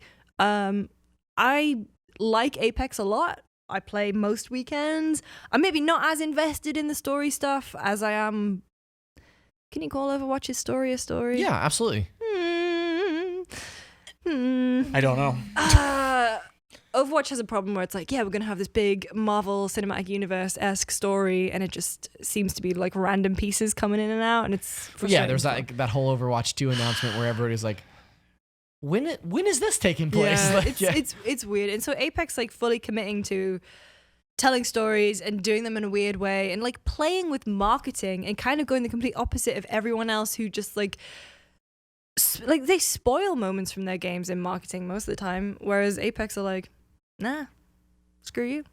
I think it's really funny. Like, you have it down here as the bait and switch, and I think that's so smart because like the developers are even out there like doing, you know, character walkthroughs with. Oh, yeah, they pretended like, to leak something. Yeah, like, oh, here, you know, it's like really good. here's his skill set, and this is what the character is like, and blah blah blah, and like they knew the whole time that character's gonna get killed off, and it's a So different good. character. Like, that's so funny and such a clever way to like keep players on their toes. And I'm not invested in Apex. I played a lot when it came out, but this is the kind of thing that I'm like, that's really interesting. The kind of stuff that they're doing to set themselves apart from the Overwatches of the world. And yeah. Well, I'm going to talk about what I know, Rainbow Six Siege, which is a game that I play a lot of.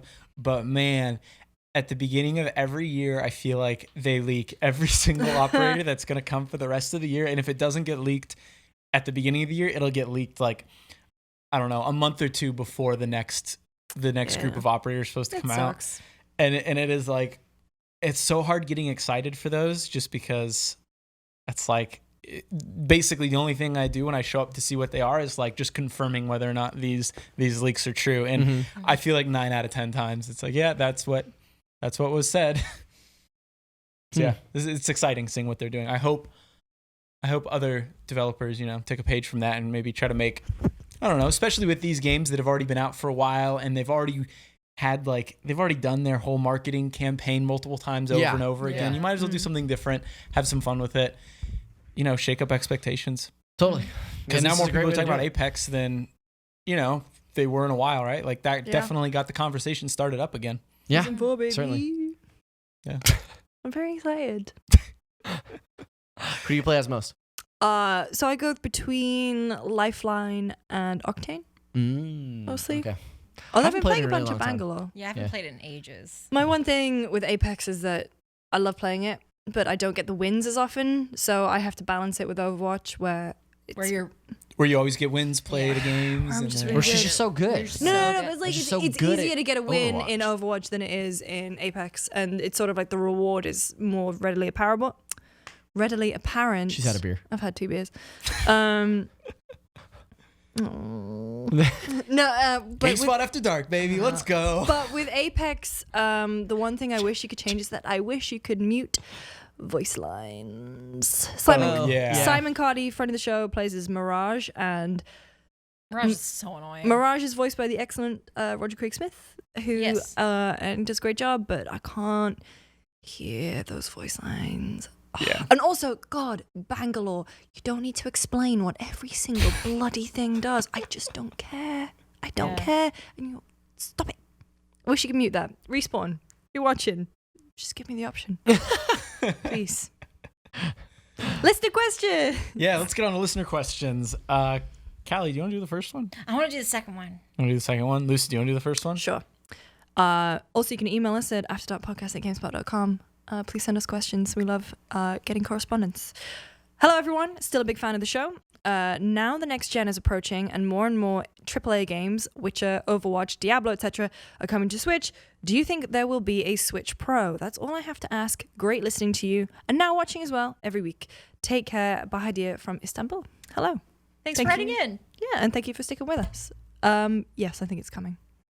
Yeah, I think yeah. for 100% though, it's going to be a Switch Pro. I think more, it's like a discussion of when. Yeah. When do you think it's going to come? There were Breath of rumors the Wild that 2.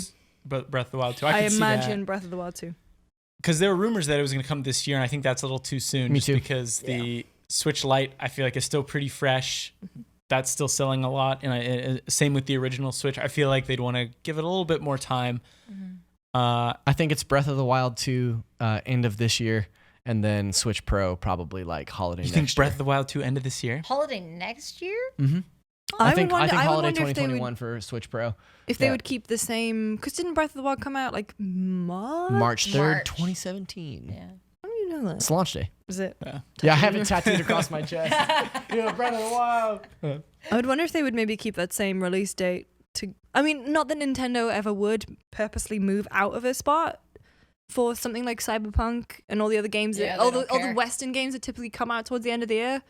I would wonder, because I mean, Animal Crossing's their big March. I mean, I'm so ready.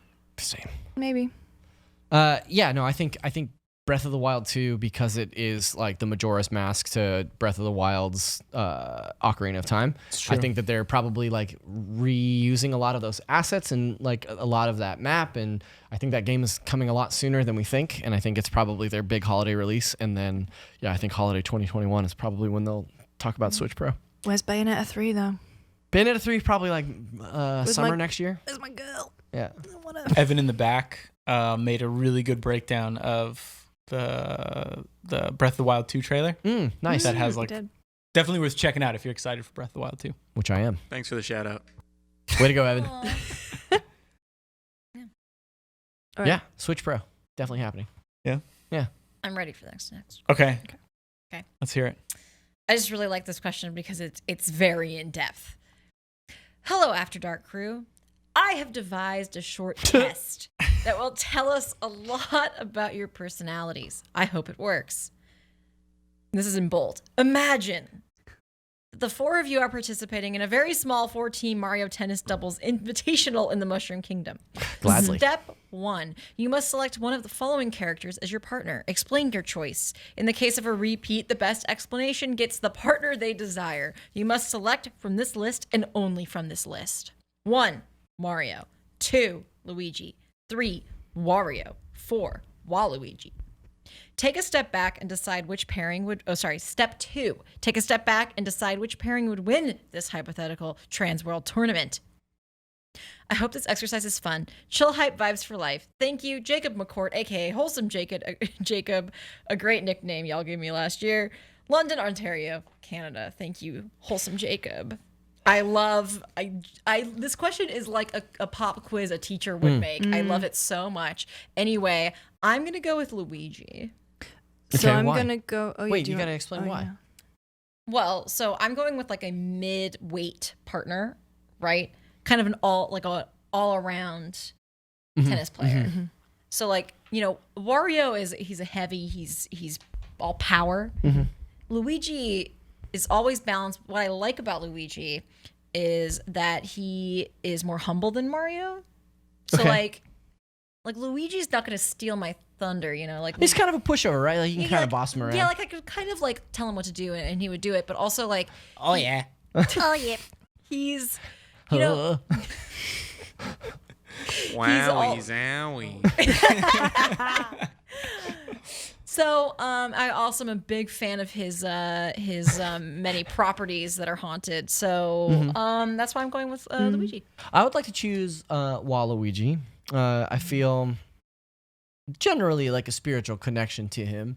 Also, he's very long. He's got a lot of reach. Yeah.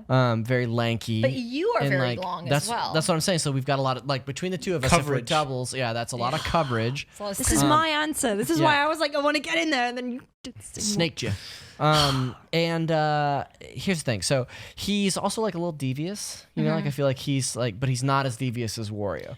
Yeah. So like he'll play. Wario would he would sell you. He'll like He would shoulder Waluigi- barge you and take your shot. Waluigi Yeah. will walk to the line of what would be considered like dirty playing, but he won't. He wouldn't cross it. He's like lawful evil. But then, Yeah. And okay. Wario's chaotic evil. Yes, exactly. I'm helping you too much. Yeah. But then, so I would also pick Waluigi for the same reasons that he's very long. I'm also long, but I also used to play tennis. So I feel like Waluigi I could keep under control. I could share my strats. I used to play a lot of doubles, although I was not I don't like sharing, so I wasn't that great at doubles. Good at singles. But Waluigi, he's got the reach, he's got the range.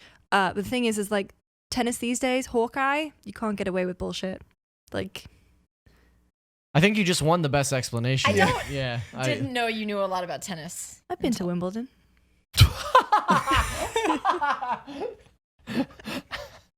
I am just Okay. I used to work at the National Tennis Association Okay. Really? All right. as a cleaner, but still.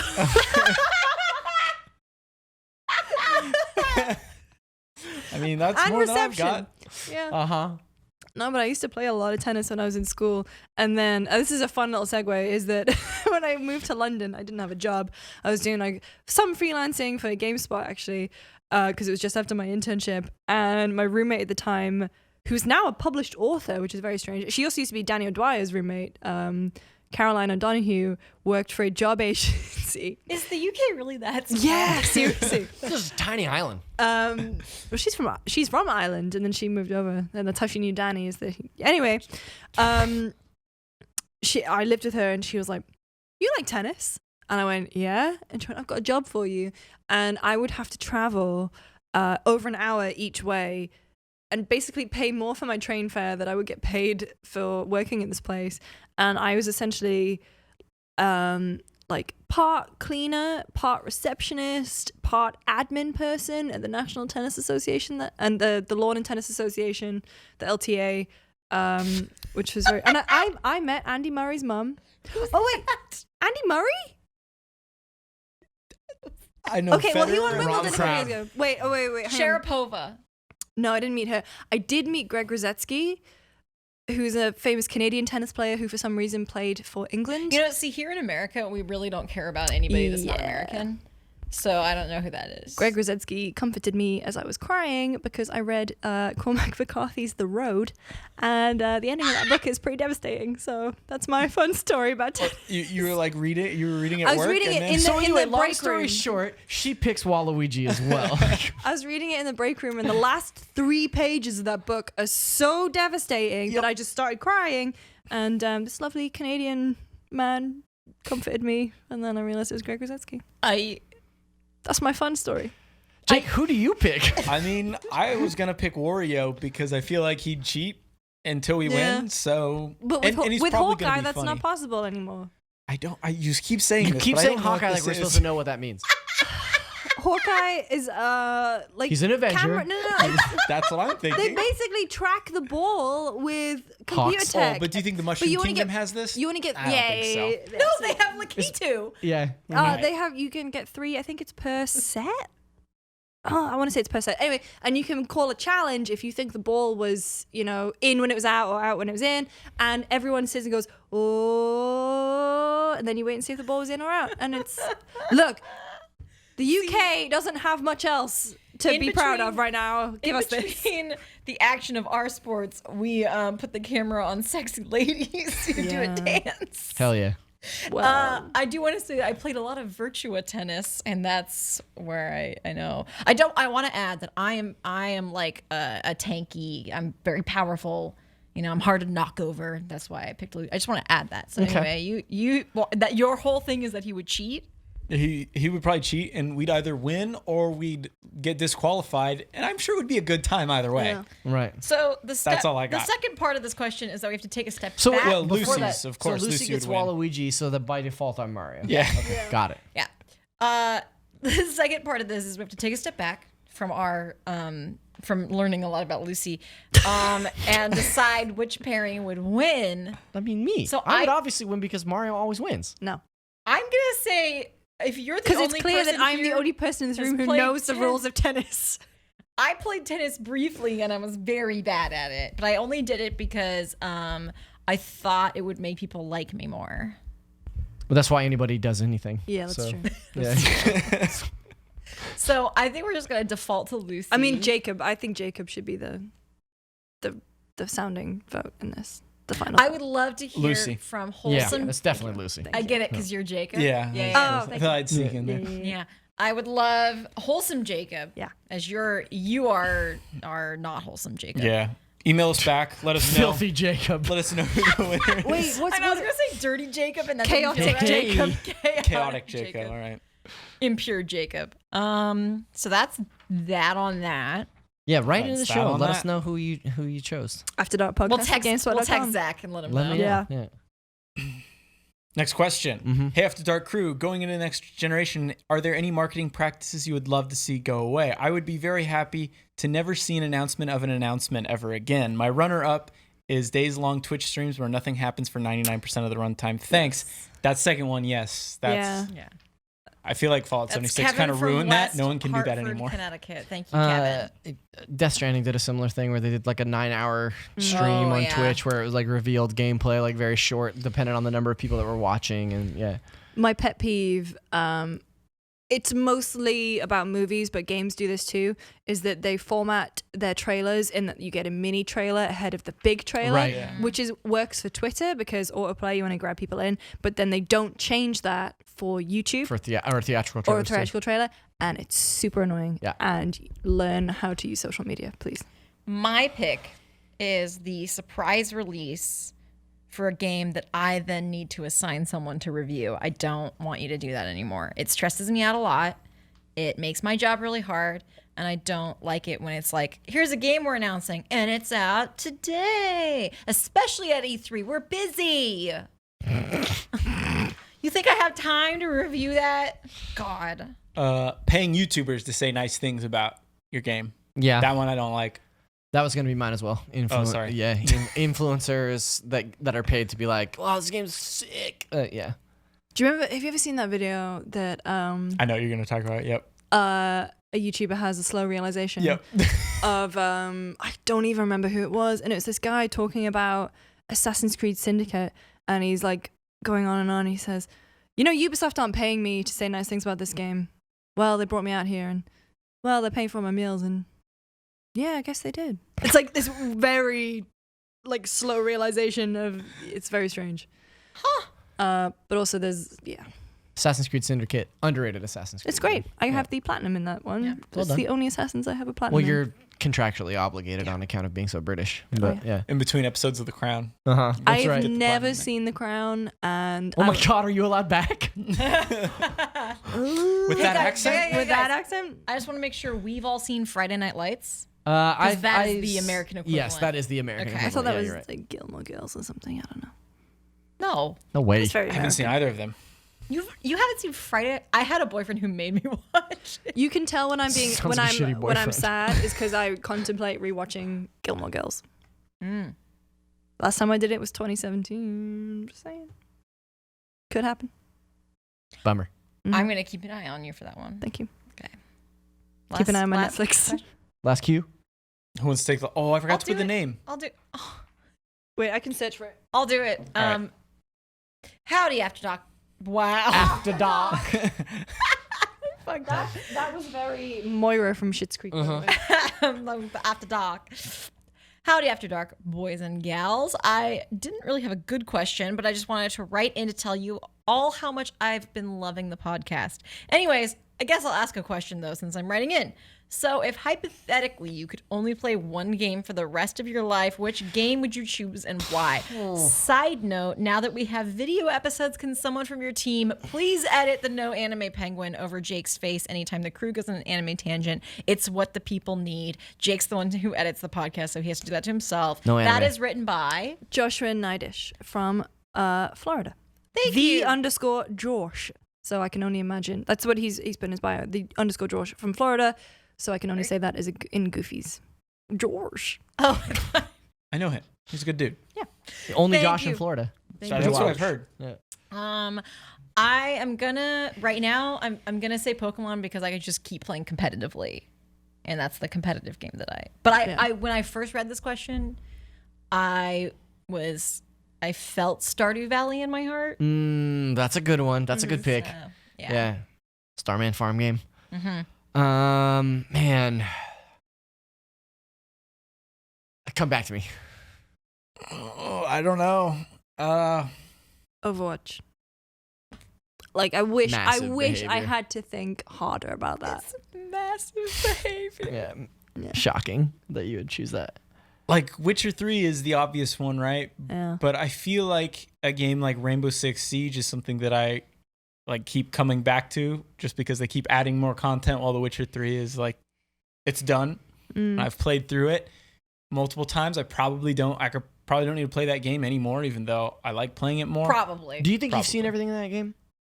I am pretty confident I have, except at least in terms of like story and quest stuff. There's some like parts of the map I haven't seen. And stuff. Yeah. Yeah. Some huts. Like, no, not huts. Hunts. Like beast hunts and stuff that you can like just like Huts. bounties. Yeah. Okay. Do you think I said huts? I thought you you said something said else. huns. Yeah, I heard something else. Oh, the C word? Yeah, that's what I heard. Probably see a lot of those in that game, to be honest. You don't. You actually just see boobs. Okay. I did literally last night. We had like a girls' night at my house, and I explained to everybody Can't wait to see where this is going. how this sex works in The Witcher 3 because one of our friends did not believe that could happen. I was Oh, like, did you just like bang out in that that game? you can just you're right in like they're really going for it. So that was fun. That was a big part of our night. Great. So anyway, Witcher 3 because you can bang out. No, I was saying probably not Witcher 3 because I've seen almost everything that Oh. game has. I'd probably go with Rainbow Six Siege because that's a game that they keep updating and I still play that fairly consistently. But I don't know. Maybe it would change.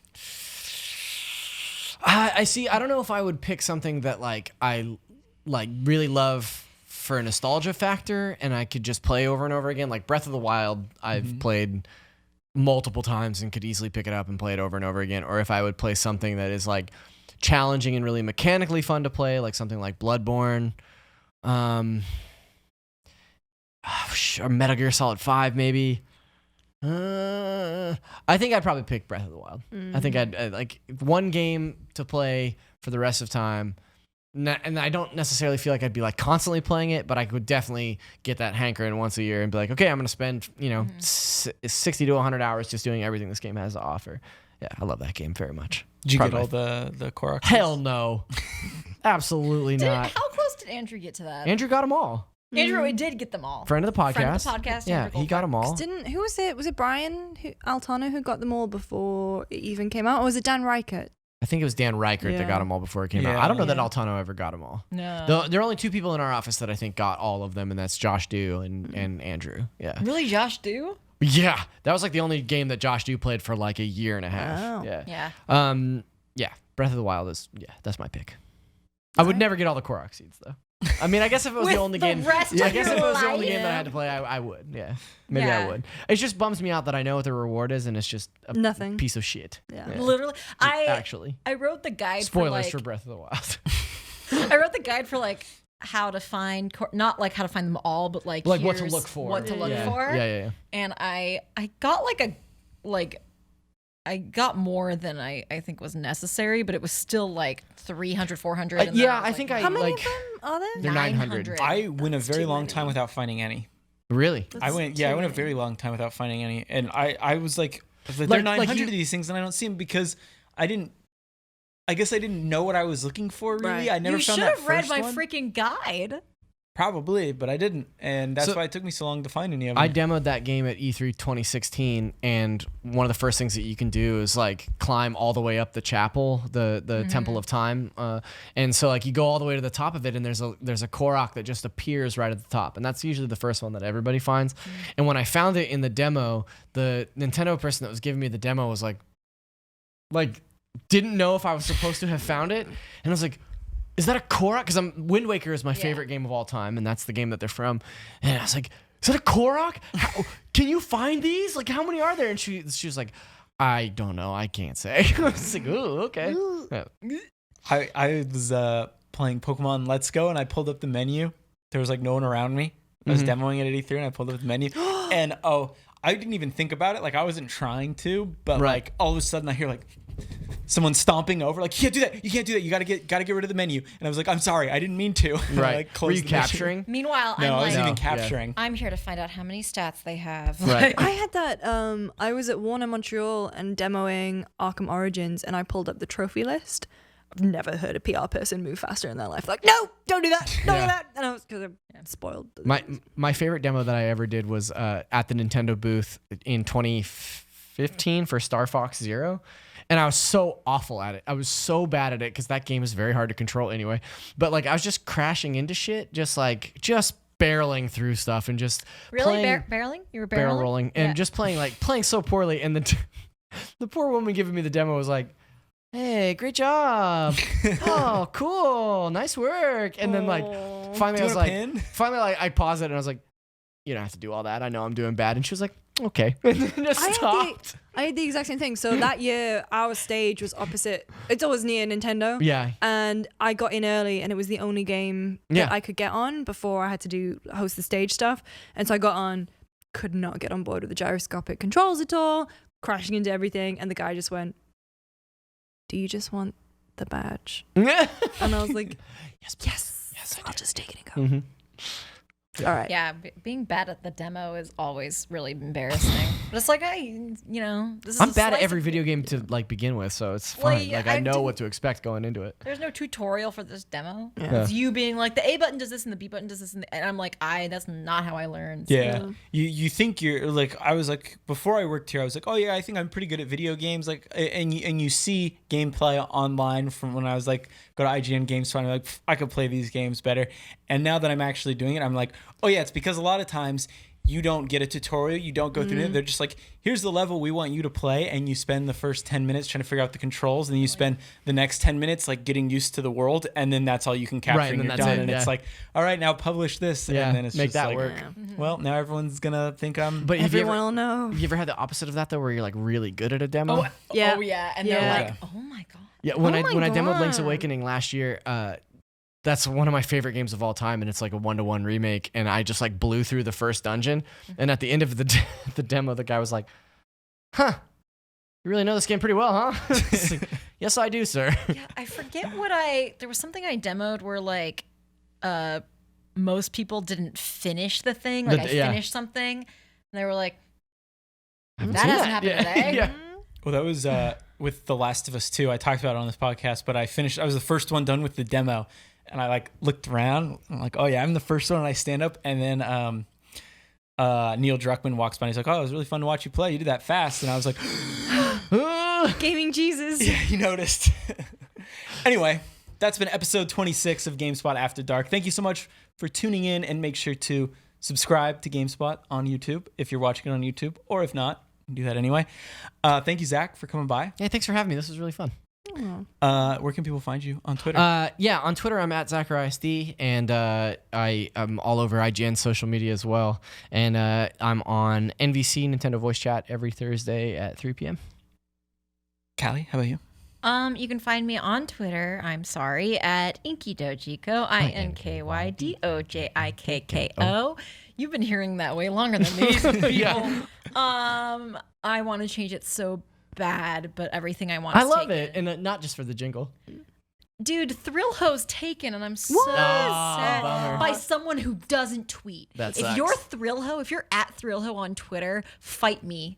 I want that so bad. 1v1 me, bro. I thought they were getting rid of like dormant I accounts. thought so too. There's somebody has at Callie, hasn't tweeted since 2014. Brilliant. So anyway, that's my Twitter handle. Like I said, I'm working on the competitive Pokemon, kind of a short series. And I'm excited about that. That's me. Lucy? I was just thinking, is Lucy mad because she runs the series part of the video and I didn't ask her for permission? No, I'm not mad. I just need to pee. This is my like, you know, the episode of The Simpsons where Grandpa Simpson's kidneys just burst. That's like me. 2 beers, James. Well, let's go All quick right, then. so I'm at Lucy James Games on Twitter, Instagram, the whole lot. This week, we're doing a new episode of Audio Logs with David D'Angelo from Yacht Club Games, all about the games that inspired Shovel Knight, but most importantly, like the unloved and forgotten mechanics that inspired Shovel Knight. It's very interesting. It's in the edit right now, and it's probably one of my favorite episodes to date, so look out for that. And you can find me at Jacob Deck on Twitter.